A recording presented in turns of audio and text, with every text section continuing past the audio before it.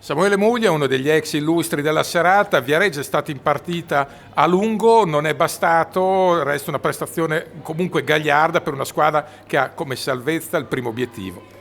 Sì, dispiace per gli ultimi minuti che loro sono, da grande squadra che sono entrati molto bene e la partita ha avuto un finale un po' anche troppo per il risultato.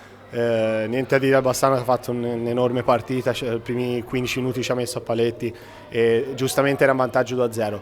Poi gli episodi, avevamo avuto due testa a testa con Mura e il terzo testa a testa su una disattenzione del Bassano, abbiamo fatto il 2-1 e abbiamo reperto la partita. E dopo, l'oche è strano, abbiamo rischiato il 2-2 a porta libera e sul contropiede là abbiamo preso il 3-1 che ha un po' chiuso la partita.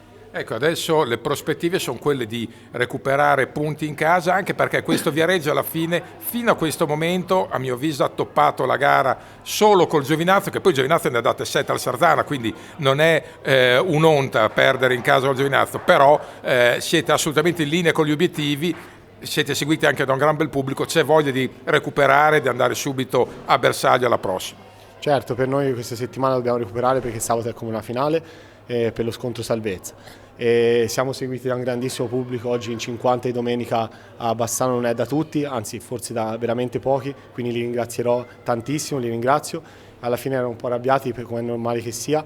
Abbiamo toppato in casa con Giovinazzo e oggi potevamo far meglio, ma avevamo insomma qualcuno fuori condizione, io con un piccolo problema che non mi sono potuto allenare e comunque essere al 100%, mi dispiace non aver potuto aiutare più di tanta squadra e quindi dispiace in generale, però ora da domani resettiamo completamente perché sabato per noi è veramente una finale.